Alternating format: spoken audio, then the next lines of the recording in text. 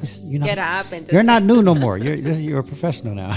I was telling I was telling him the first time I was here, I was so stiff, and like, my brother-in-law immediately after he watched it, he says, "Oh, man, you did a really good job being a robot there. That it wasn't even like you." I said, "Well, I was in full interview mode and eye contact and professionalism because it was my business." But I said, this time, I think I got up and gave Diana a hug, and I was like drenched in sweat. I was so nervous. I was like, "Oh, yeah, but yeah." After everything was off, I was like, "Oh, gee, it's thanks." normal. Yeah, I think I was a little overwhelmed, but I wanted to do a good job.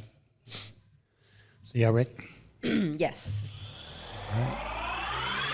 Everyone has a unique gift, and Mike, the creator of the 1NELife podcast, believes most people don't know how to use their gifts or what they are. Mike wants you to see things from a different perspective and be true to yourself. The 1NELife podcast unites the world through art, fashion, music, and film. It inspires, motivates, and creates positive energy, love, and compassion to all communities and creates an equal playing field for all. On the 1NELife podcast, they cover topics like building relationships, overcoming adversity, habits of healthy people, and much, much more. We only have one life to live. Be yourself and live your truth. Add the 1NELife podcast to your playlist. That's the number one, 1NELife. Available on Spotify, Amazon Music, Apple Podcasts, and your favorite podcast platform.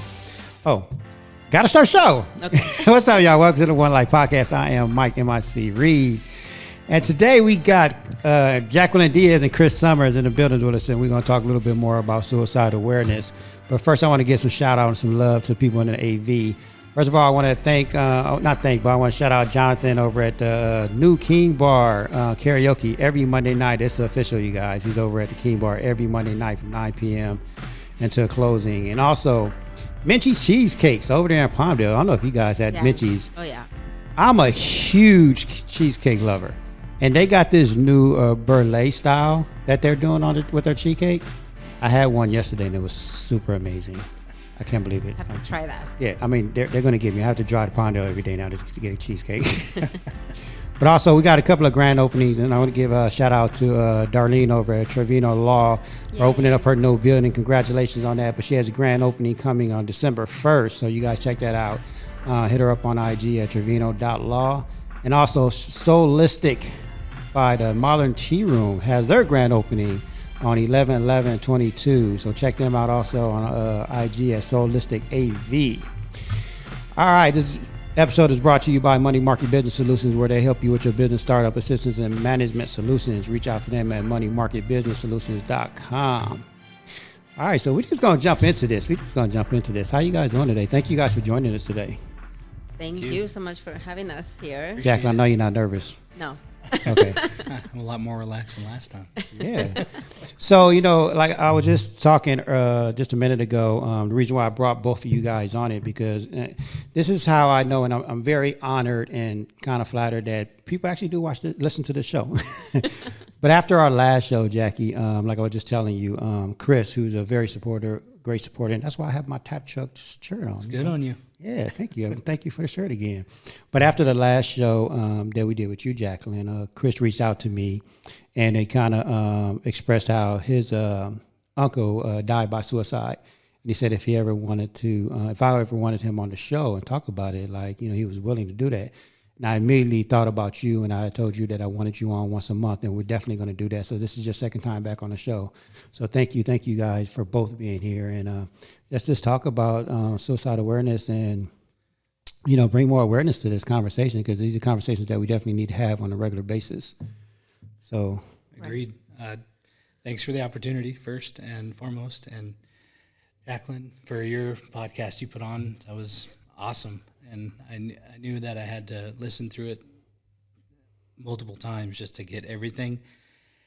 And when I reached out to Mike, I said, it would be a good thing to talk about would be the survivors like yourself, and I called it the ripple effect of loved ones that have died by suicide, and the impact that's left behind, per se, for lack of a better term, and the struggle with that and the emotional roller coaster you go through with that, and how to feel like the culture put such a negative, and including myself, until I was exposed to it, had no idea.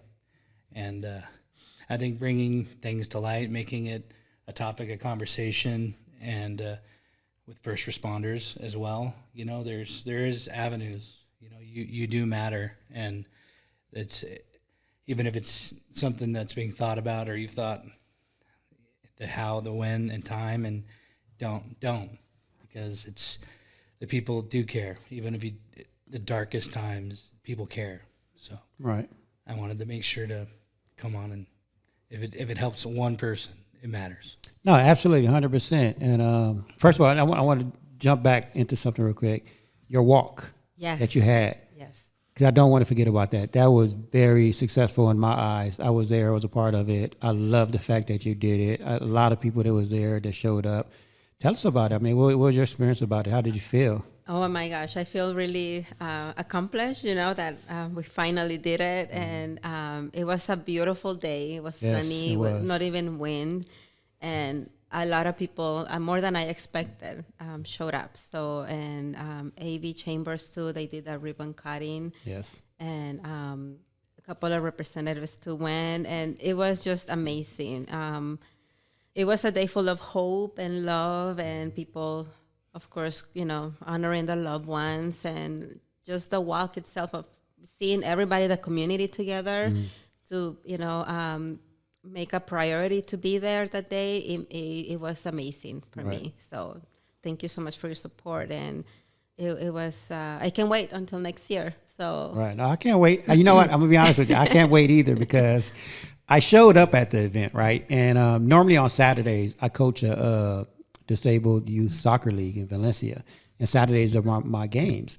And but I said I gotta go to her event. I gotta at least show up and like show the support for the initial, not the initial walk, but the start of the walk. So I actually went there and I did just watch the ribbon cutting and everything, and then you guys went on a walk, and then I was talking to Ron Schaefer from the Sheriff's Department, and I had to leave because mind you, I still had to go play soccer early in the morning. So I was just about to leave, and then all of a sudden you guys came back around the corner, and I was like, that was it. Like the walk was short. I thought because I'd never been to a walk before, so I thought it was going to be, because I know the time was like 7, 8 in the morning to like 1 or something. I thought you guys would be walking the whole time, so that's why I didn't go on the walk. Like I was there, but I didn't walk. So when they came back around the corner, like 20 minutes later, I was like, oh, that was it. And I was like, oh, I wish I would have walked. Yeah, the city was, you know, at the beginning, because the first time. So hopefully next year we'll look into see a longer one. Longer one, okay. Yeah, because I did hear that it was a little short. Yeah. But it's just testing the waters, you know. No, but it was great though. It was a great turnout. Like I said, I've never been to a walk before, so I'm not sure. Is there a rule of thumb of how long you're supposed to walk, or? I had FOMO. I was telling Jacqueline that once again I missed it because I was putting probably too much on my plate, like everybody that's busy. But when I heard it on the podcast, I was like, oh, I need to be there. But both of my trucks had commitments, so I was like, well, I have to. Maybe I could squeeze it in, and I tried to get everything ready the day before, and I just not enough time in the day, and I was like, I'm not missing it next year. So unfortunately, everyone. Tap Truck 661 is committed on those dates, so we're not going to be booking, so we can show up and show our support. Right, absolutely. Thank you. And you had a lot of vendors that showed up. Like, I was shocked. Nonprofits, a lot of. I reached out to a couple of them, and then within them, they were sharing the walk, so I got a lot of response, and it was perfect. Like everybody that needed to be there, and I got a lot of compliments on that. The community didn't have an idea of how many resources and help is out there. Sometimes we don't know, you know, locally what we have. Right. So that helped. No, yeah, definitely. And I, like I said, I was very shocked, and I was happy that so many people came out to support. It was a beautiful day. Like, it was a great day for it. So congrats on that. Yeah. I can't wait till next year. Have you started planning next year already? Yes. Yeah. Well, we just have to set the date. We don't know about the date yet, but we're gonna set the day next week, and then start the process and work on things that we want to improve, you know, like the timing. Usually it's like I've seen walks from 2 miles to 5 miles. Ours was like a mile or so. So just the venue, like see what the city can do for us, or, you know, how we can make it maybe 2 miles, 2.5 miles. So it's a little longer. But yeah, it was like 20 minutes. Yeah, 20 minutes. So definitely, because I'm a part of the Hispanic Chamber of Commerce. Yes. I'm a director over there. So definitely, I'm putting us out there. So definitely include us in that. Because I was talking to Mark last week about it at one of our meetings, and I told him next year we definitely got to be a part of that. Okay. Yeah, I did reach to Sylvia, but I think it just wasn't working on the time frame. Yeah, time. Yeah. So hopefully next year you guys. I told Mark. Okay. That your walk is a priority for us. We definitely got to be there, especially for events like that. Like, there's no way we should not be there. Okay, thank you. I appreciate it. We're going to definitely be there. Thank you. And nice to meet you, Chris. Thank you so much for reaching out. I know the first supporters have a high number on suicide also. And it's something, like you said, like it's happening, but we're not talking about it. Mm-hmm.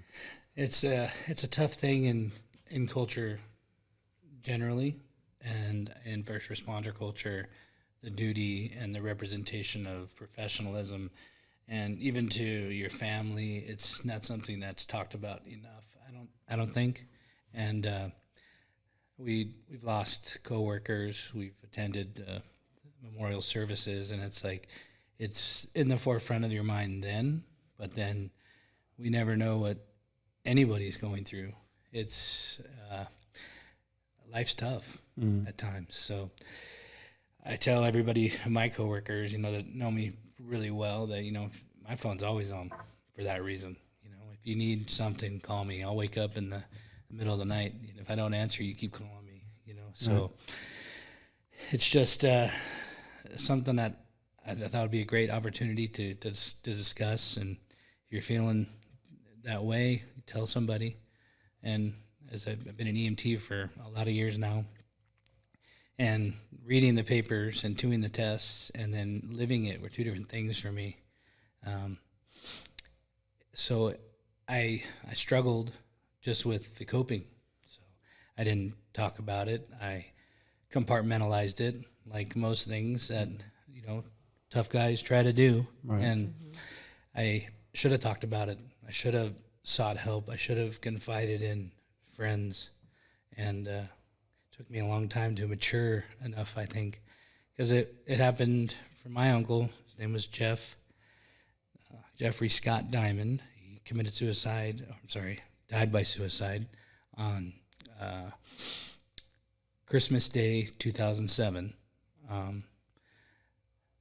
Apparently he had struggled, but didn't tell anybody. And excuse me. No, you could. Okay. He reached out the day before, but he'd already made his mind up. So dealing with that was a struggle.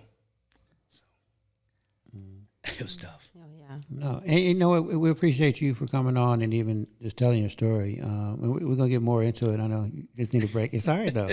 But people. I was just talking to Diana this morning about that. We have to be more vulnerable, because I think when we hold it in and we compartmentalize it and we don't talk about it, the people that are going through things, they're going to do it because we're leading by example, right? So we have to be more vulnerable, and that's why I kind of started this podcast and like kind of telling my story. And I still haven't even gotten to the deep roots of my story, but it's a process. Yeah. But I am open to it. I am vulnerable to it, and I want to be more open to it and talk more about it, because I feel like it is going to help somebody. Like you said earlier, even if it's just one person. Because I want people to know that it's okay to talk about it. Yeah. You don't have to hold it in and hide it. We have to talk about everything. Even this morning, I got some bad news this morning, and I know I was in a great mood. I was in an amazing mood this morning, and it took one phone call to change that. The great thing about me is I've been doing a lot of self-healing for the last 3 years, is I kind of know how to take it now, and I know what to do. Like I always talk about my playbook. Like, so once I got off the phone, I immediately went to my playbook and started doing things to put me in a better space. And honestly, it took me about 30 minutes and I was fine again. But most people, they don't do that self-healing, and they don't have anything to refer to. And even with like watching videos, I watch a lot of motivational videos, right? And I had this conversation with somebody like 2 weeks ago about, because he was saying that they don't work for him. And that's fine, right? Like, you know, and he's a smart guy, like they don't work for him. But for me, it's not even about watching the videos to motivate me. It was more of just reprogramming my mind just to always have positive thoughts in my mind, just good thoughts in my mind, opposed to all the negative stuff. You know, and one of the videos, I know Steve Harvey talks about this a lot, you know, you got to reprogram your mind. You know, because just as human nature, we go through a lot of things, and when something happens, the first thing we do is we get angry or we think negative about something. You know, so for me, I watch these videos on every morning. I'm either listening to my worship music, watching a motivational video, or just my meditation music, because I constantly just want to have these good thoughts in my head. So when something does happen, it could just bounce off of me easily, and I could just go to my playbook and do certain things to put me in a better space. You know what I mean? Yeah, I agree. And I don't know if it's just the stars aligning, but us bumping into each other, your positive mindset, and aligned a lot with my personal journey with changing the way that I thought was right, or how I represented myself professionally, personally, in my business life. Transparency. Right. It's like you said, the vulnerability is changing the norm. Like I teach, I'm an instructor for where I work, and not just my business, but instructor for my day job. But I try to tell the newest members, you know, the younger next generation, you know, like with first responders, you're going to be exposed to something somebody probably only experiences once or twice in their life, right. And you're going to get it daily, some days, weekly, and if it doesn't bother you, it should, and you should be able to talk about it. Don't do what the tough guys did before you. Right. I'll be the first one to tell you that, you know, I seek therapy. I had to learn that. I had to mature that. It's hard when you're young and invincible. You learn to be vulnerable later with life's roller coaster, you know. So teaching these guys that if, you know, something's bothering you, my phone's on, call me. You know, even with that, you know, first time I went to therapy was maybe 5 years ago. And my therapist, the first thing that he taught me is, because I used to have anger problems, and I used to just hold things in. And I used to hit walls and stuff, you know, thinking, you know, that was okay, right? But for me, like, I thought hitting a wall, like if I was mad at you, I even told my therapist this. I said, well, I would rather hit the wall than hit you. Mm-hmm. Like, right, that made more sense to me. And he was like, yeah, but you still, verbal abuse, that's still horrible, right? Right. So, and I used to, you know, at the same time, I held things in, and all these stuff started coming out, and he, you know, because I've been holding it in since I was a child. And he said, you know, when people typically do that, you hold things in, and at some point it's going to come out. The longer you hold it, the bigger the explosion, right? Like a volcano. Right. So, I mean, that's what I try to teach people now, is like, don't hold things in, because the longer you hold it, the bigger it's going to build up, and it's the bigger the explosion, because at some point in your life, it's going to come out. Right. It's a struggle. Yeah. It's a struggle for at least young men to process those emotions, and, you know, that I forget the exact numbers, but for male suicide, it's, you know, a very vulnerable window from, I think it's 18 or teens to mid or late 20s. Just like that transition, right. You know, to be a young man to an adult, right? And it comes fast. Yeah. All of a sudden, mom made every meal. You know, she helped with the laundry. You thought you knew everything. Mm-hmm. You don't know shit. Exactly. And you don't know that until you spread your little baby wings and you're figuring it out. And then the real, that life smacking you in the mouth happens, and you're calling mom all the time, or you're calling dad. Hey, I don't know how to make macaroni and cheese. Or you have those. Yeah. You have most of those men that they can't call mom and dad no more. They go find a girl, and then they depend on her. Mm-hmm. So it's like they use her as the mom and the dad. Right. You know.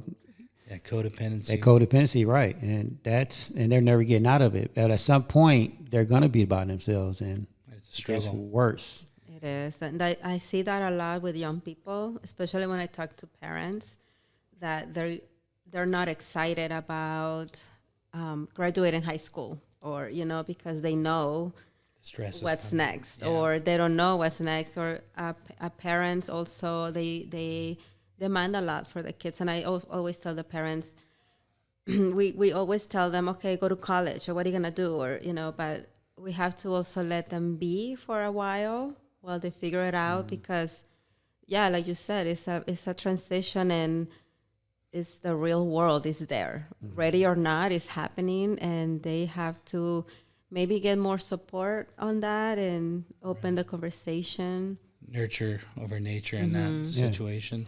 Even with myself, and I know I'm talking a lot about myself today, because of the topic of the conversation. Like, I've been married twice. My first marriage was for like 24 years, and ever since I was, I think, 18 when I met my first wife, like, we moved in immediately together. So I always had her, right, to always talk to at night, had those pillow talks, conversations. And then even right after that marriage, I jumped immediately into another one. And that lasted about 10 years. And so I've been single now for 3 years. And a lot of my struggles is coming from that.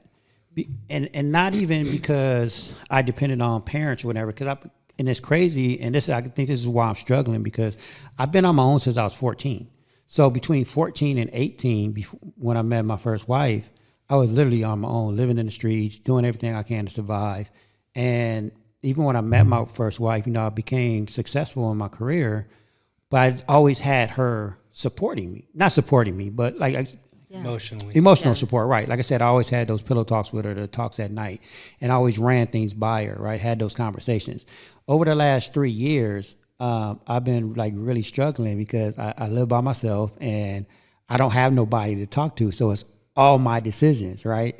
And so some days I'll be like, dang, did I make the right decision? I question myself a lot now.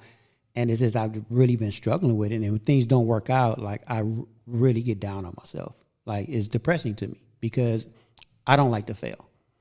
So, and then I don't have her there talking to me, and I don't, like, I was just talking to, on my last show about how I don't like reaching out to people, because I don't like to bother nobody. That's a big problem for me, because I know we all have our own things and our own struggles. And for me, I don't want to put that on nobody. Like, so I always try to figure things out myself. And I know that's not really a good way to go about it. Yeah, not healthy. Yeah. Healthy. It's hard. I know. You can reach out to me if you want. I'm working on it. You got my phone number now, too. Yeah. No, I appreciate you guys. I thank you. But no, I do have a couple of friends that I do talk to. I just don't like to call them all the time. Well, you don't want a burden. Right. And that's something it's the vulnerable thing, too. Mm-hmm. Yeah, if you're a burden to somebody, if they truly respect you, they'll tell you, hey, man, I'm busy. Right. Can we do this time? Right. I don't have time for this right yet. I got things on my plate. Because like we said, everybody's on their own path, and life's coming fast. So it's respecting boundaries too, but you should be able to reach out if they're truly friends, then they make the time. 100%, yeah. Yeah, and last time I gave you the crisis text line, the 741-741. I mean, you can also do that if you like. I don't want to hurt myself though. I think my thoughts are more. My thoughts are more about your decisions and stuff. Things. My like decisions, yeah, but I just get tired.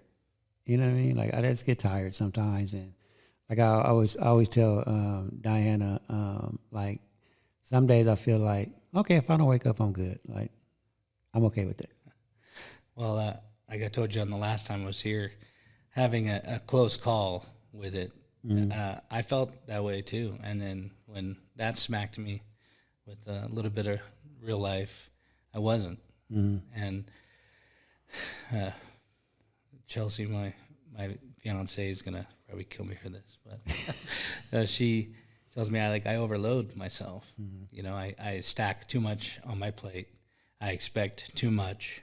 But I know for me, like I guess I felt that way, but doesn't mean that could change. You know, life could turn rapidly for everybody. So for anybody going through that walk of feelings or emotions or overwhelmed or burdensome or just over it, I mean, COVID happened, and that sent a lot of people where they thought they'd never be emotionally. Right. You know, so everybody's struggling their own struggle. So being there for coworkers, being there for family, being there, you know, and also know that when you're vulnerable, you need to reach out and bounce things off loved ones or good friends or even acquaintances. Because what I've learned in just self-educating, listening to audiobooks or reading books or podcasts on survivors, family of survivor, or the surviving family of somebody who's died by suicide, is they I think there's a percentage, I forget, but there's a great book by Beverly Cobain, who was Kurt Cobain's cousin or aunt. I forget exactly. It's been a little while since I've read that book, but especially when it's immediate family, like my uncle lived with us. He was 10 years older than me, so he wasn't really an uncle. He was more brother.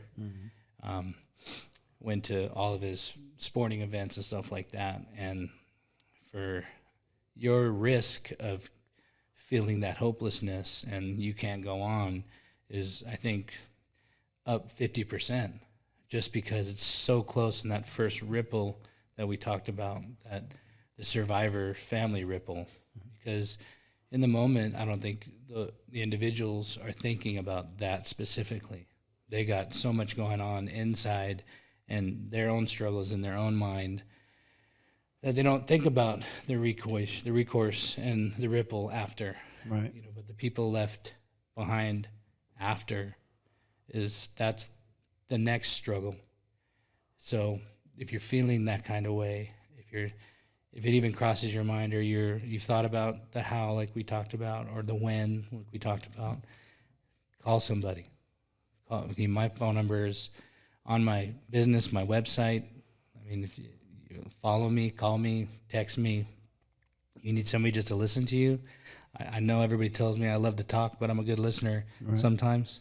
Don't ask my lady. But see, I'm the same way, and real quick, I don't want to dismiss, Jacqueline, what you just said about texting that crisis hotline, right? So if someone is feeling like that, but not necessarily want to hurt themselves, but just feeling like, you know what, I just don't want to do nothing no more. You can still call, like, so it's not just about I want to hurt myself. No, and you just would like to talk to someone. Also, the 988 is just like you said. Sometimes maybe you don't want to call friends or anybody, so it's just to call and they find out like what's going on. What make you feel like that? So they just talk to you. Okay, and you can text. That's good, because I honestly I didn't know that, and so that's why I said I didn't want to dismiss what you said. Because it says crisis, right? Like, because I honestly I never had a thought about hurting myself. Like, I don't even think I can actually do that, right? Because I'm the one that's always helping other people. Like, I'm always helping people. That's just a passion of mine, and I know a lot of people always tell me that I gotta help myself, and I do, and that's why I said I'm on a healing journey right now. I've been on it for 3 years, and I know it's not gonna turn over tomorrow or next week. It's a lifetime journey. So I know and I have patience, so I know it's going to take time. But I didn't want to dismiss what you just said, because I did not know that. So if anybody just needs to talk. Yeah, or you can also, like, if you have a friend, like, you can also text them and say, oh, my friend is going through this. How can I help my friend? And they give you kind of topics or words how to keep the conversation going and how to get to the point and help for your friends. So yeah, it's for anything. Okay. It's just so you don't feel alone, and you can just have somewhere, to talk. And Chris, thank you. I admire you because as a guy, the society, like the culture, we have it that men supposed to be the protector and the strong one in the relationship, but I think it has to be equal, women and men, that we all have feelings. I mean, it's okay if you guys cry. I mean, I hope that this COVID, like you said too, that kind of like open up more people to share their emotions and to feel okay to cry or to share however they're feeling. Because it's time, because men are dying more than girls, and suicide. And girls attempt more, but guys usually, die more than girls. Well, yeah, because it's the whole misconception where, like you're saying, like that age around, 17, 18, we're taught to be strong and being a protector and just being a man, like shake it off. A provider. Like, like we're taught that as a young age, and I think, I think it's wrong. I mean, because then we put that statement in their minds and to where now when they need to talk, they're not going to open up and talk to nobody. Well, and like you were saying, girls in today's society are expected of the same. You're no longer, how do I say it? But you're not. I don't want to dismiss what she's saying with girls feeling the same way to be successful and have the same pressures to succeed. Yeah. And girls attempt it at a lesser rate, but they try more times from what I've read. Guys, unfortunately, succeed more often. Mm-hmm. If that's not even the right word I'd like to use, but lack of a better term. But they feel the same things they do, and the nurture, like we talked about, and I think if somebody had like the opportunity, my uncle did it in 2007, and cell phones and texting were all coming, and it's a great thing to have Google. Like those are like, if you don't know all of the things that Jacqueline's provided on the previous podcast and the text line and the phone numbers, Google it. Right. If you're feeling away, there's people, there's systems out there, there's programs, there's a long list of options. So don't feel like it's a burden. You're not going to inconvenience anybody. It's there for that reason. Everybody is going through their own struggle at a different time. So follow through, like get the right opportunity and text. If you don't feel comfortable calling, that's a great channel. And I, to go back to what you're saying with making sure you take care of yourself, I explained to the young first responders, you can't be a part of the solution if you're also a part of a problem. Right. So if you're struggling yourself when somebody else loads more onto your plate, you already, at your tipping point or your glass is full per se. If you haven't dealt with or sought after the help or attempted to find somebody to have listened to you, then that could also become more of a burden inside of you you're not even aware of. Mm-hmm. Like boundaries too. Boundaries, it goes with self-care. That's something I just started doing this year for me, for, start saying no and respecting your time.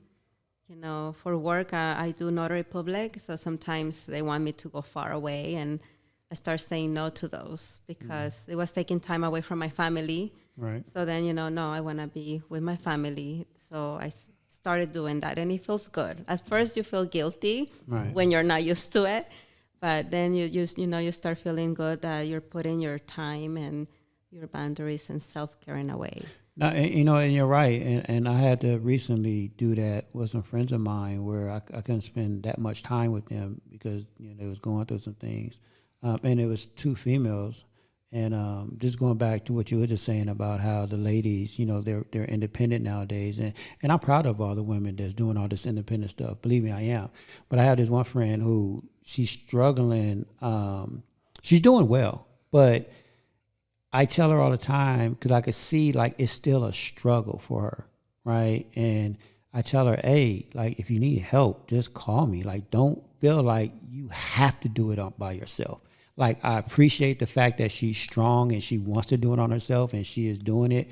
But I can see that she's riding that thin line. And it's like, don't push yourself too far off the edge. If you need help, just ask.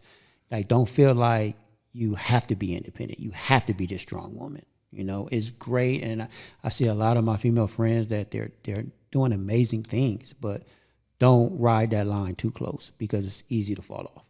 Right. Like take time for yourself and to pause. It's okay if you have a lazy day during the week, just do it. That's something that I definitely struggle with, because the lazy days are a mental reset that you didn't even know you needed. Right, yeah. But I struggle with the guilt of I could have been a lot more productive. Mm-hmm. I had 15 things I needed to get done, and I finished, Game of Thrones. I should have been out there fixing something, doing something, sending the emails, finishing up with the phone calls, following up, the text messages, straightening my books, something, preparing for the next shift, something. It's always something. But when I have those days, I struggle with the I don't know if it's my own internal pressure or the cultural pressure that, don't be lazy. But some days you need it's the entrepreneur in us. I mean, it's culture, yeah. As far as me, I do that. I just learned to do that. Like, I think it was Friday. Today's Friday. See, I'm so busy. Like, I don't remember the day. I think it was one of the Wednesday. Ones that end in Y. I think it was Wednesday that I was done with work like around 1:00 in the afternoon, and I went home and took a nap. And normally I take like an hour nap. I literally laid there till like 8:00 at night, and then when I got up, I felt a little guilty too, because I was like, dang, I could have got so much done. And then I walked in, because I have a home office as well, so I walked into my home office and I just looked at my computer and I said, you know what, I don't want to do nothing, and I went back to my room and watched TV. Yeah, let's normalize a mental health day. Yeah. And even in our culture, and maybe in just the United States, but it's production. We don't get the European 3-month, what they call holiday. We don't get that. You get, some hours off. And if you stack them up with some days off, then you get a little bit longer holiday. But it's back to the grind. So as soon as those dates are done, it's back to life. The bills need to be paid. Yeah. Things need to get done, and making it okay to just, even with your significant other who's expecting so much, is if they're needing a day, and be understanding of them too. Yeah, that's true. Like, give each other space, right? Yeah. It's like what the laundry, we need to vacuum, the dishes, and what about the car? What the dogs? And did we get to jiu-jitsu on the just stacks? But if they're like, I needed a mental health day, and you know what, I respect that, enjoy that. Did you want something cold to drink too? Right. Because that's what I need to do some days, and I need it when it's my turn to just have a mental reset and a deep breath day, and just enjoy the time, because the time is something that none of the money in the world can buy. So right, and you missed it, So, when it's the colder months come around, it's a little bit more enjoyable for at least me, because it's the blankets, the fireplace, and the movie nights are where I want to be. Right. So. Yeah, that's what I started doing too at work. Sometimes, right now it's kind of slow, but before, when it was busy, I would say, I'm taking a mental health day. And they were like, oh, okay, but I wanted to start, like, for them to start listening and hearing that it's okay. It's normal to say that, because like you said, we're not in Europe. Right. We don't have that here. Here is more like you see posts on social media about hustle, and everybody admires that. So I always say that best success for me, now that I went through all of this and still going through this, is peace of mind. That's something that we really don't talk about it. Or, it's always success is equal money, or you have to be working overtime for people to see, oh, she's successful or he's successful. But no, you can, get to say no and enjoy and do the things like you said. The cold weather is here, chocolate, drinks, little things. That's all about. Right. And, like for me, I keep talking about myself. I got to stop that. It's okay. We are. It makes it relatable. No, I know, but, because I am one of those people, right? Hustler. Like I said, I've never had a 9-to-5 job, and I've been on since I was 14. So for me, it's constantly, work. Like, I'm 24/7 on a job. And like how Diana and I used to talk about is, you quit your 9-to-5 to work 24/7 for yourself. And it is true, just as an entrepreneur, right? Because if everything lies on you. And especially like for me, like my business is just solely my business. I don't have employees or anything. So if I don't do anything, then no money comes in, nothing gets done, right? So I'm constantly working. Like sometimes I get up, I go in my office at 11 o'clock midnight and I go do what I can, you know. But I am learning to relax a little bit and take those days where, you know, like I don't want to do nothing, like Wednesday, you know, I was like, I don't want to do nothing, just do it tomorrow. Like I am learning to do that. Because before I was just constantly like grinding. And it wasn't about the money either, because I never chased money. I've always chased my passion. And for me, chasing my passion is like, I got to do this, you know. It was always my passion. And a lot of things I do, to be honest with you, don't feel like work. So, and that's probably one of the reasons why I don't mind like working till, you know, midnight, 1 o'clock in the morning. And I'm up at 5 o'clock in the morning. Regardless of what night I had, I could be out till 2, 3 in the morning and I'm still getting up at 5. Wow. I've had friends that spent a night at my house and they thought I was crazy because we had literally just went to sleep and they like, wow. This is a true story. Your walk was on a Saturday morning. Yeah. Do you know I literally was out Friday all night. I had a couple of people come to my house after the party, and we literally stayed up till 5 in the morning talking. One of my friends looked at me. She was like, "Don't you got to be somewhere at 7 o'clock?" I said, "Yes." And this was at 6 o'clock. She was like, "Would you please lay down for an hour?" She's like, "Please lay down for an hour, Mike, because you got to go to the walk and you got soccer."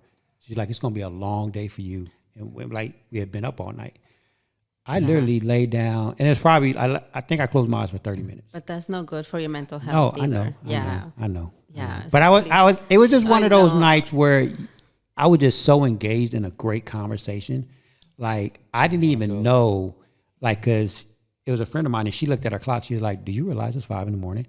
And I looked outside my window. I was like, "Oh, yeah, the sun's coming up." Like, we really didn't even know it was that late. Like, we were just so engaged in a great conversation until we were like, we just didn't know. So, and I had to literally be at your thing like in 2 hours. So. And then Did you get a nap that day? Yeah. Huh? Did you follow it up with a nap that day? Oh, yeah. So, no, yeah. So, managed it? no, because, you know, what's just funny is because, like, your thing was checking was at 7, right? Uh-huh. And then I had to be at soccer by 9. And then I had an event to go to that night, like back in Valencia. So I had to come, like, all the way back after soccer. I had to come all the way back here to change, whatever, and then be back in the event for that night. But after soccer, I came home. I think I got home like about 2, 3 o'clock in the afternoon. And I was supposed to change and go back out. I literally laid down and then wake up to the next morning. So I missed the event that night. Well, you needed to rest. Yeah, I did. And it was by choice. I could have got up and went to the event, but I was dead tired because I had been up the whole night. So, yeah, I know that's not healthy, but I did go to sleep. Time management. I did sleep. So, yeah. Well, yeah, that's another big thing. And that I see about kids, you know, they stay up playing the video games, which is an addiction. Oh, yeah. And then they don't sleep. And that's something Eric was doing.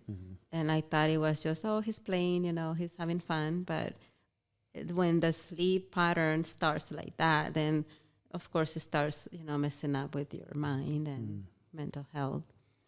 Yeah, it's just some, you know, some nights, and I don't know if it's because I'm used to it, because back when I was on movie sets, like I was only getting 3-4 hours of sleep. Maybe you're, and you know, my body's just used to it. So, like if I try to lay down like at 10 o'clock at night, I'm going to be up at 2 o'clock in the morning for a fact. Like there's no way I can sleep for 8 hours. I don't know where I heard it, but I think that's normal as men get older. The sleep window is less required to same production. But sometimes it's cumulative, and multiple nights of doing that, you're going to end up taking more naps later. Right. So it has to eventually balance, but like that becomes a new norm as we get older. So I do try to take naps, like on days that I'm like I commute to LA every day, and if I can get back out here, and I try my best every day to be back out here by 1 just to beat traffic. yes, I do try to take a hour power nap, and most days I can do that. Like I could lay down for an hour, get back up, and then I'm good, and I could be up like to recharge. It's like a little recharge, and I could be up to like 11, 12 wow, o'clock. I can never take a nap. Never. Me either. I wish. If I lay down, like like you said, if I lay down too late in the afternoon, I'll wake up at 9 o'clock and think it's the next morning, and I'll have to scramble to get ready. What are you doing? It's 9 o'clock at night. But I guess because again, like I'm used to it because of being on set. Like sometimes, like remember, I've been in entertainment for like over 30 years. So for me, when you're on a set, like you have those 2-hour breaks, and they're not really breaks because it's just people setting up. You know, they got set up cameras. It literally takes an hour or two to set just one shot up. So if you can sneak away to your car or to your trailer or whatever and just lay down for an hour, like a lot of people in the industry, they do that. So it's easy for me to do that. Like I can crawl in a corner somewhere and just lay down for an hour and I'll be good. Like it's that recharge. Wow, that's amazing. Yeah. If I take a nap even 20 minutes, I try. I can get up with a headache. It's just bad. Yeah, I don't even try. I'm just watching TV like this, but I don't go to sleep. I just can't. Oh wow! I wish that's good. That's good that you can recharge, yourself. Yeah, like I mean, because I have to. Because like I said, only like during the night. Like I literally probably close my eyes about 1 a.m, somewhere around there, and I'm back up at 5. So I think doing it, I have to have that power naps. Okay, that's good. I have to, or I'm dead. Like one of these days, I'm just gonna. And I've had those days where I just pass out and I sleep all day. So I do that. Oh, that's so good. Yeah, I do that. But then I wake up guilty, like, dang, I could have done this, I could have done that. The guilt, I know. Yeah. But I think it's just like he said, like society, we're programmed, right, to be productive. Because if you're not productive, then you're lazy. Right. And that's just all of us. I think, too, as you mature from teenager, adolescent, adult, because even the society says you're 21 and you're an adult. You're a grown kid. Yes. Right. And what's expected of us and what we expect of ourselves changes over the next 10 years. And how we value people and how we represent our name or our brand or anything like that is what matters. But at the end of it, it's really what you did with it,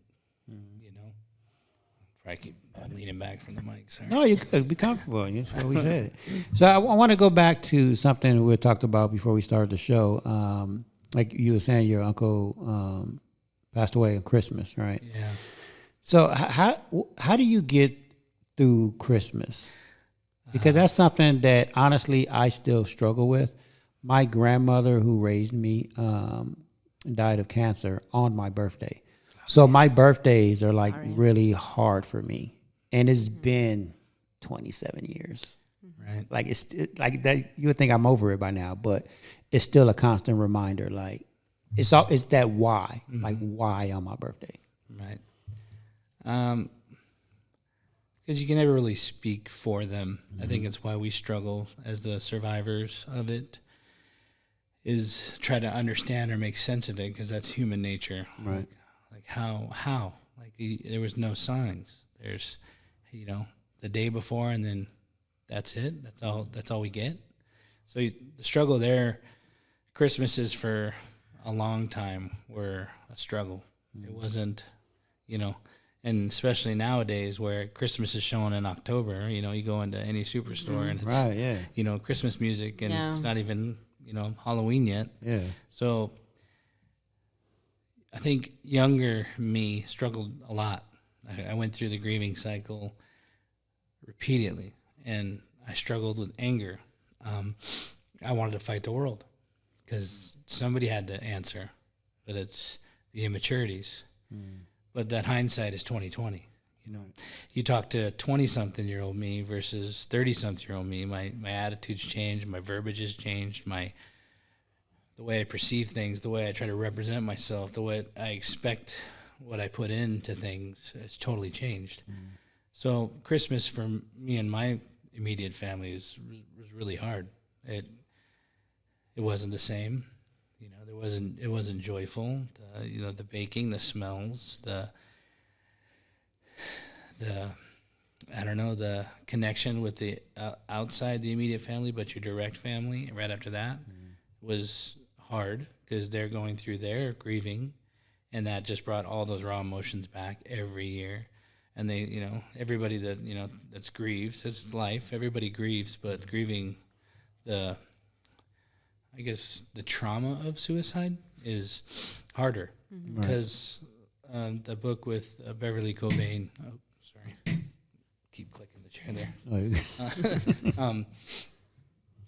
Beverly Cobain talks about it, and is it the book you're telling right before the show we're talking about? Yeah, I have the title here. I'm gonna go get it. Have you heard? You No, heard it? but I had no idea she wrote a book. Yeah, and she was actually a psychology nurse. So she thought she knew all the signs, and she dealt with strangers, but had no idea it was right in front of her until after. Right. Let me look up the name here real quick so I don't butcher it. It's Dying to Be Free is the title, and it's a healing guide for families after suicide. So I had listened to it over the years, to try to just make sense of it and try to familiarize myself with what other people might be feeling, because it's like, you're not the only one, because it's such a high statistic. And she talks about these statistics in the books, and like, I'm a numbers guy, so numbers made sense to me, and I can wrap my head around it better, try to understand the why, and the struggle for me was the volcano of life as a young male, and my glass was full. So like a heat-seeking missile, whoever just happened to get in the flight path, by total accident, got the horns. The explosion came out on them. Right. And it wasn't their fault. It was supervisors, it was coworkers, it was strangers. It didn't matter, because I wasn't dealing with it. I was looking, part of the grieving is blame, and somebody needed to answer, and I couldn't talk on that day because I was an EMT. As his last phone call to my mother, which is his sister, he ended up taking his life, but he was trying to make the phone calls to say his goodbyes. And being a problem solver for my job, my day job, is rapid decision making and problem solving, and then reassess. Right. So I knew through the EMT book that there was a hotline, and I had a smartphone of its time.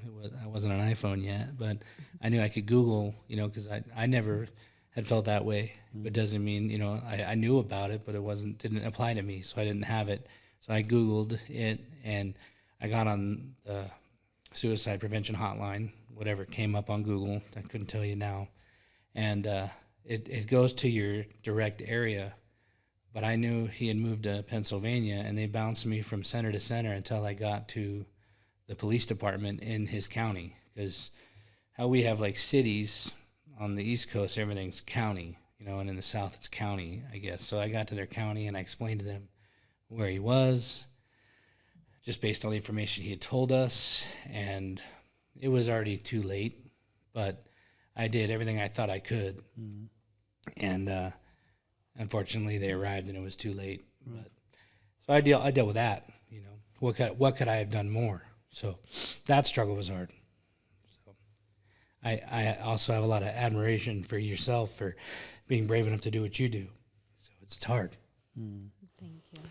Yeah, it's the grieving for suicide survivors is really different than regular grieving. Oh yeah. It's like he says, it's a lot of blame, guilt. Like, why didn't I see it?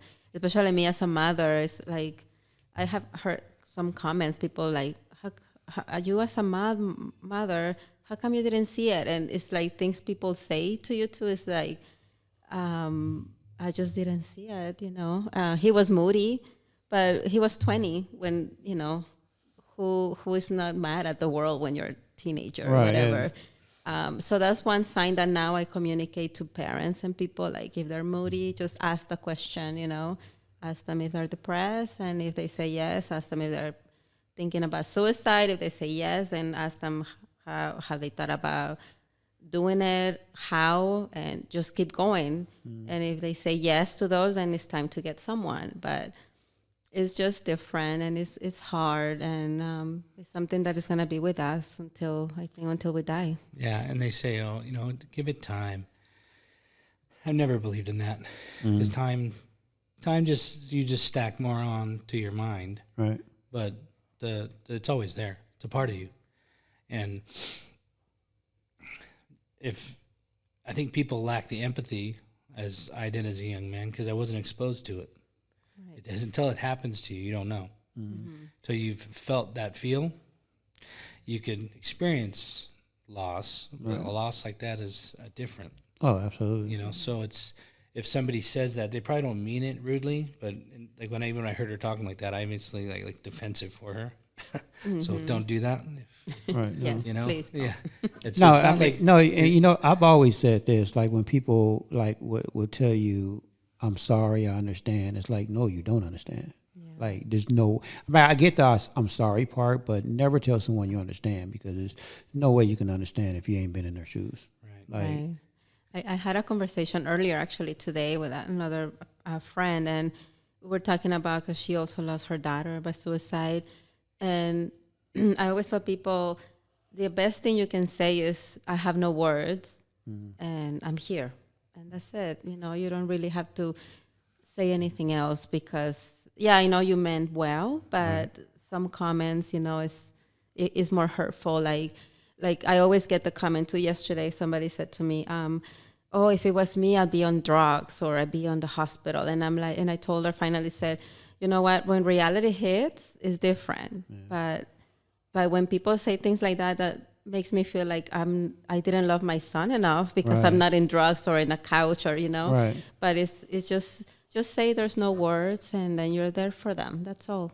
Because the grieving is another thing that people don't want to talk about. And I lost friends that I have for many, many years, because either they don't know what to say to me, or they don't want to be around my sadness and things like that. So I just another stigma. Didn't you just do a grieving program? Yeah, I have I do it every Wednesday. Okay. I have in Spanish 1 week, English and another, and it's at Chimboli 4:30 to 6:30, because I was feeling so lost that I had no too much support. So I got certified with Glendale Adventist Hospital as a facilitator. So that's what I do now, because it needs to be talked about too, grief.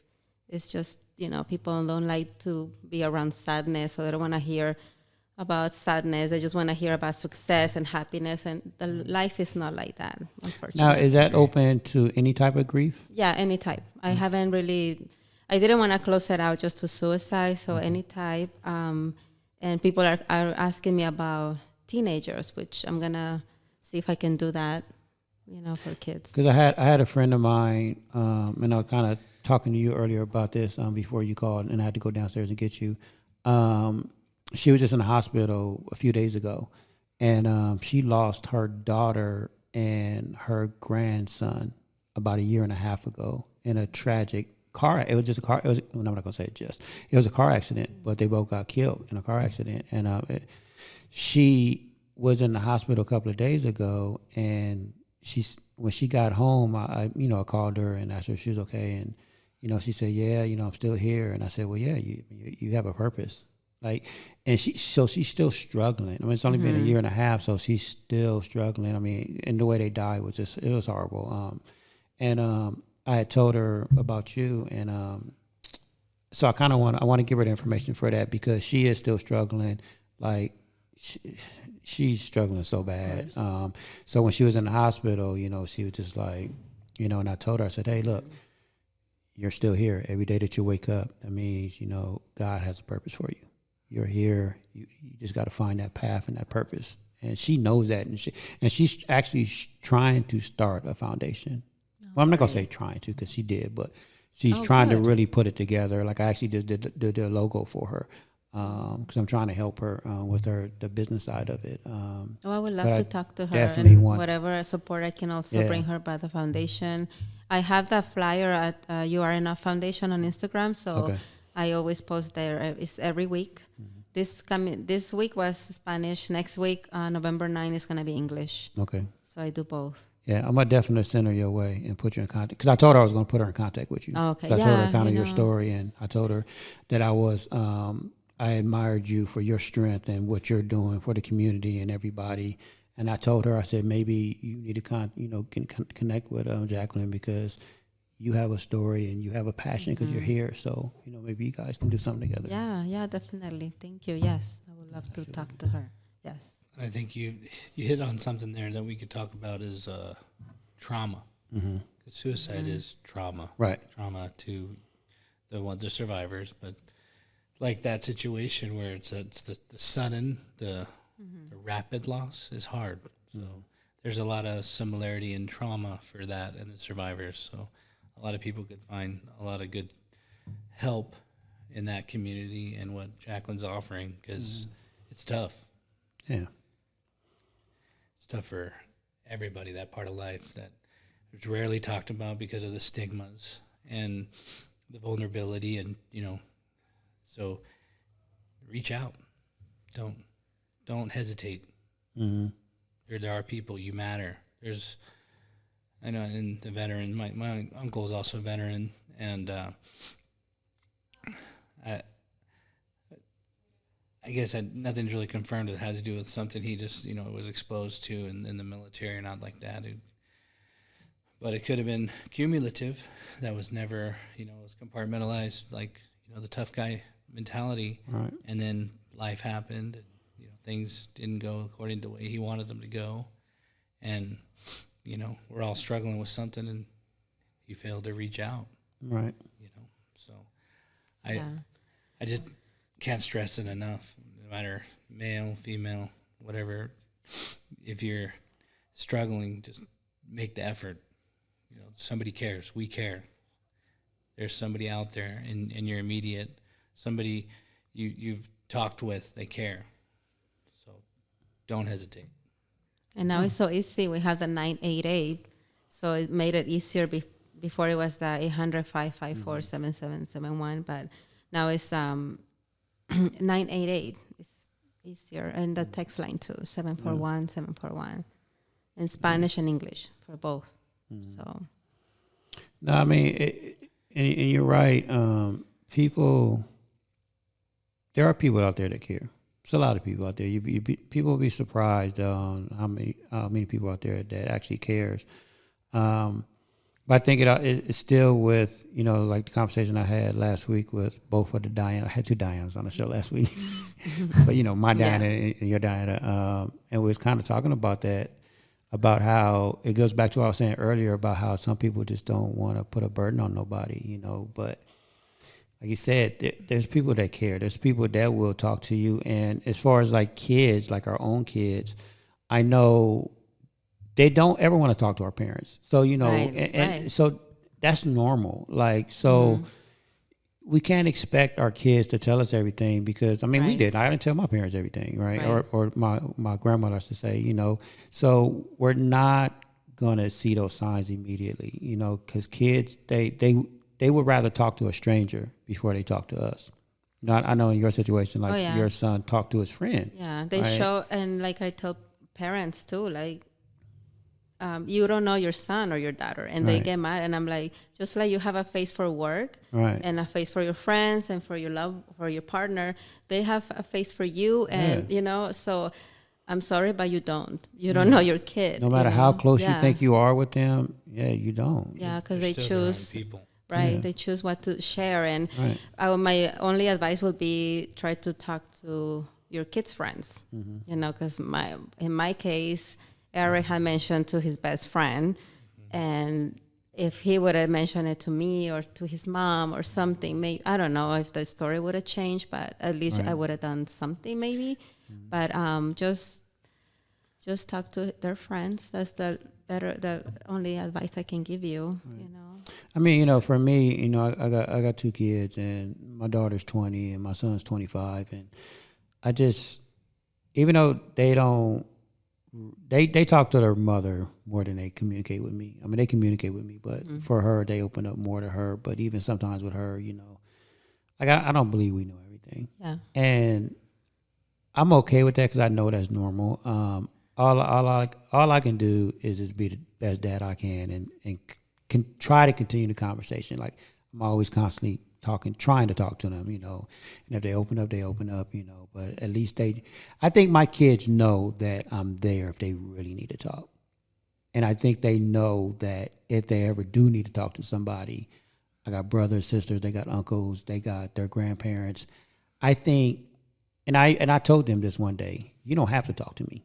But no, someone in our family, you can always call. Mm-hmm. You can call my nephew. You can call my brother, my sister. You can call your granddad. Like, I think we really instilled in them that there is somebody you can call. You don't have to call me or mom. Because I know that's hard sometimes for kids to talk to their parents. And I've always taught them, like, you don't have to come to me, but go talk to them. Go talk to somebody. I don't care who it is. Go talk to somebody. That's what's hard.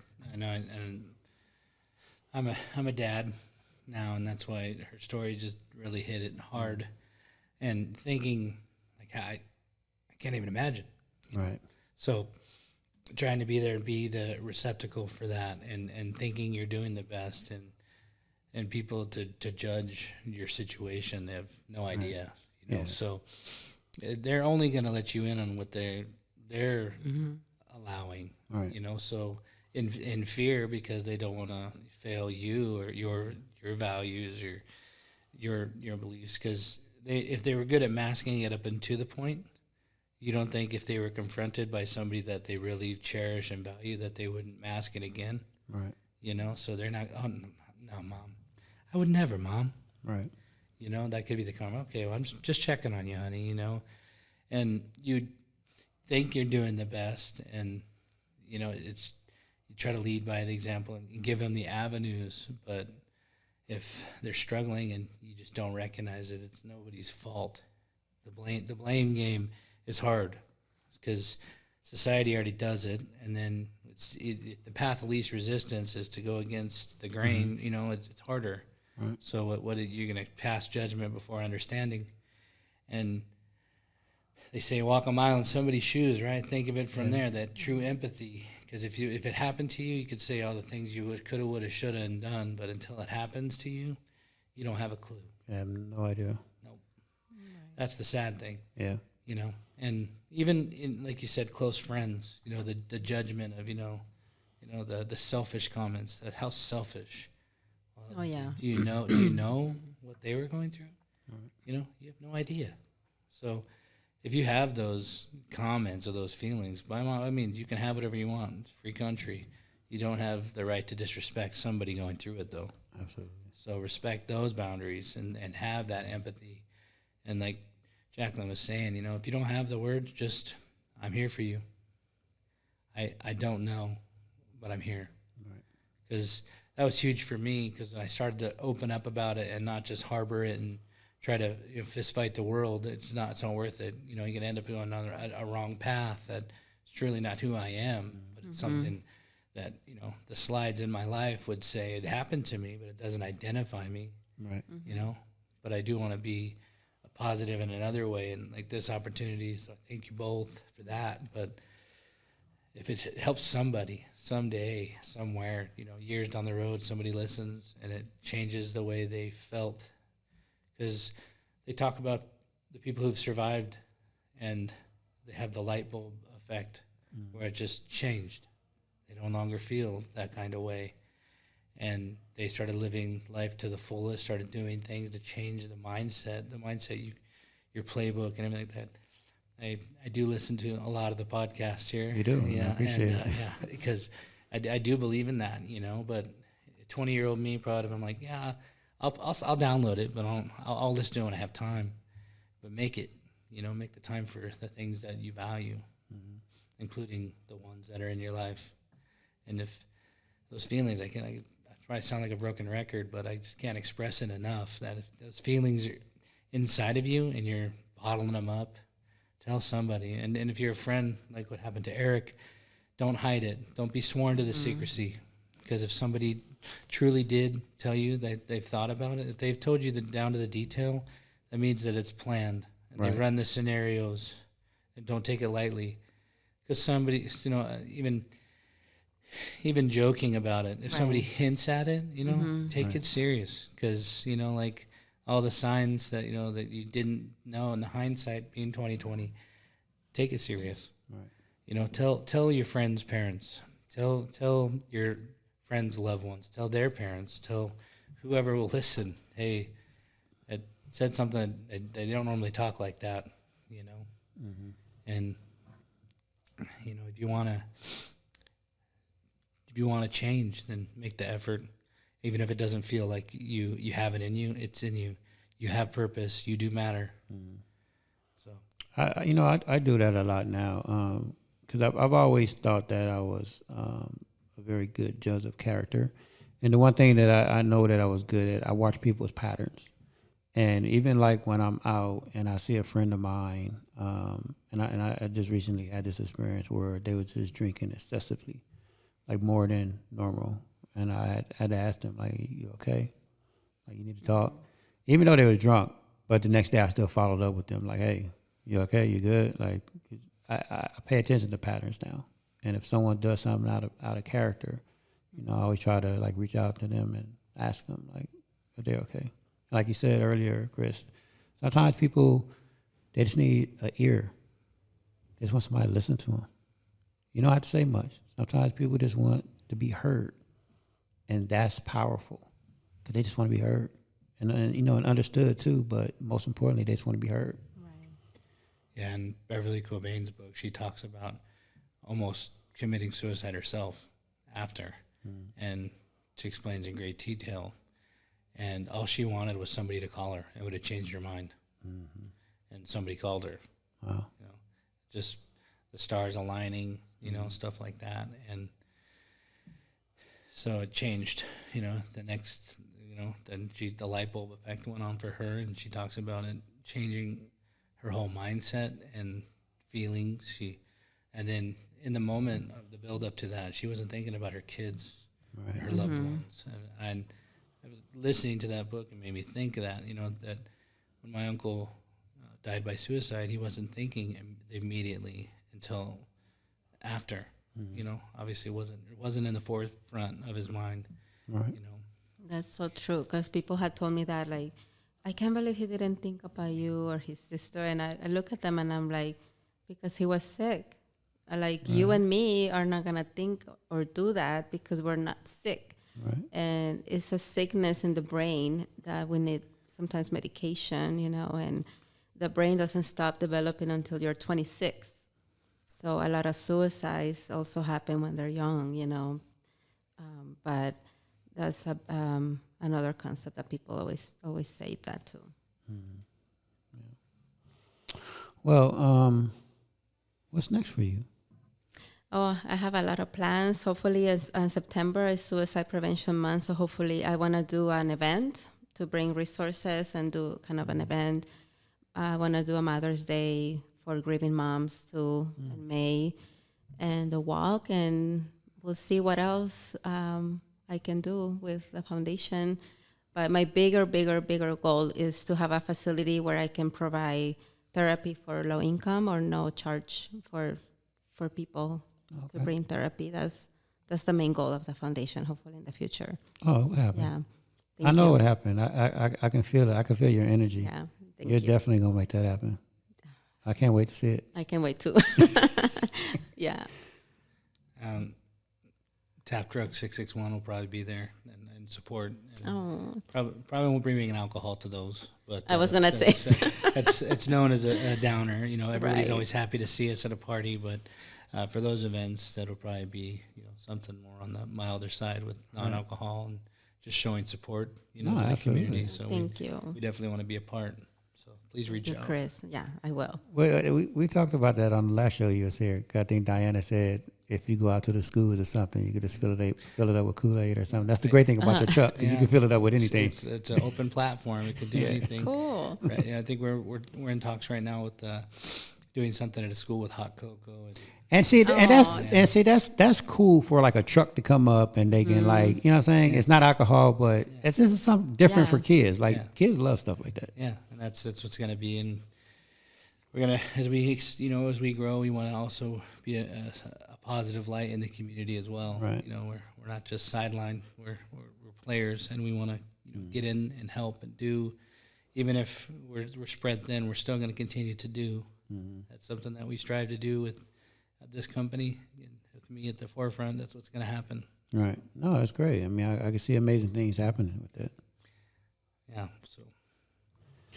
So, I thank you guys for joining me again. Thank you. I truly appreciate it. And I know you said you want to do something for the holidays, right? Yeah, I'm thinking about what to do for the holidays. I know we're gonna be at the parade on December 10th. Okay. It's gonna be a parade, but maybe I'll do something after that. For mental health. Okay. No, Because absolutely. I know it's a month where a lot of people get more depressed. So. No, I mean it's true, and for me, for the holidays, the last 3 years, I spent Thanksgiving and Christmas by myself because I've been living by myself and single for the last 3 years. And so even though I love Christmas and Thanksgiving, even Halloween was my second wife's favorite, holiday. So for her, and me not being with my family on the last 3 holidays was kind of rough. I mean, I got through it though, but it's sad because I love the holidays. I love family, but I'm getting through it. Yeah. So, but I know a lot of people, they struggle more. So I don't want to minimize that. So I'm definitely going to be doing something as well, and I definitely want to have you back, like I told you earlier, next month.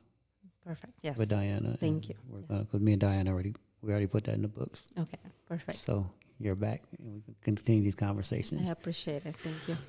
Chris Summers, man, I appreciate you. I appreciate you opening up for your Thank conversations. I mean, these conversations are great, and you just never know. Like I always say, you never know what word, what story, or just giving someone a thought could do to change their lives. You never know. And normalize, tough guys can have hard conversations.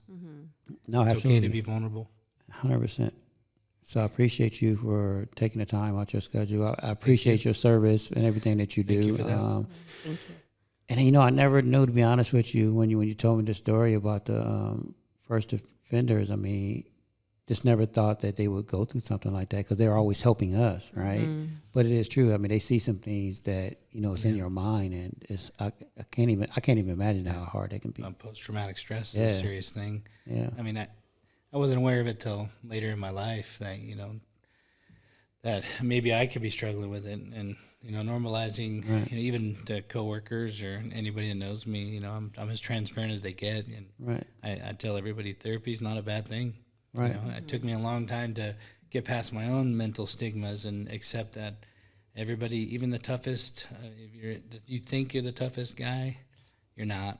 You're just as vulnerable as anybody else, or the toughest lady. You're still vulnerable, and But like you said, we're all human, right? And like I just said, we never thought that first responders go through things like that because they're always helping us, right? But at the end of the day, we're all human.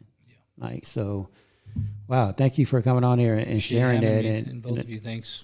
Thank you. We're definitely gonna have more of those conversations as well because they need it, and those are the conversations that need to be had as well. You know, first responders, we got to keep them in our prayers, and they go through the same things we all go through. Even worse because they see more than we do. Right. So yeah. Absolutely. So, where can they find you at, Jacqueline? You Are Enough Foundation on Instagram and also Facebook. And also the website is youareenoughfoundation.org. Okay. And then your weekly... Then the grief grieving support, is is every Wednesday from 4:30 to 6:30. And I posted on Instagram and Facebook the dates, and I have a flyer for each week. Okay. So definitely you guys check that out. And for Tap Truck 661... Yes. I'm there. It goes right to me. And then our website is 661, or no, taptruck661.com, and our email is 661taptruck@gmail.com. All right. So Any social media? No, yet. Yeah, I do. okay. I'm on Instagram, taptruck661, Facebook, TikTok. I think I'm showing my age because I'm not a very good TikTok. Oh, me neither. I started it, but I'm not. I don't know. I'm trying to be good, so don't judge me. But Instagram is kind of where we jam. But you know what? I told her, because when I had Darlene on here last week or 2 weeks ago, I was just telling her, because she wasn't on TikTok. But what I do is I just make one post and I put it across all platforms. Smart. Okay, cool. Yeah. I don't make different posts for each platform. See, so I think that's what you're trying to do. Like, you're trying to do it to TikTok. I was like, no, I don't do that. I do one thing. I've done that too, where I try to get them all in, and then I'm like, oh, I got 1, 2, and I'm done for today. Right. It's a lot of work too. It is a lot of work. But yeah, I just do one post and I put it on all platforms. I even put this show on LinkedIn. Oh, okay. You just never know, because I got a huge following over there. You just never know who's gonna need it. So that is true. I mean, that's what my platforms is for. So like I was telling somebody this morning, either you rock with me or don't. I'm putting out the information and having the conversations, and I'm gonna put them out on all my platforms. I mean, I got a huge following, so I think somebody's listening. Yeah. Yes, So, yes. So because you never know, one day somebody might need it, like you said. yes. All this is timeless. Like Diana keeps saying, it's timeless. So just never know. All right, you guys. Well, I'm out. Thank you guys again. I truly appreciate you. And until next time. Thank you. We're out. Thank you.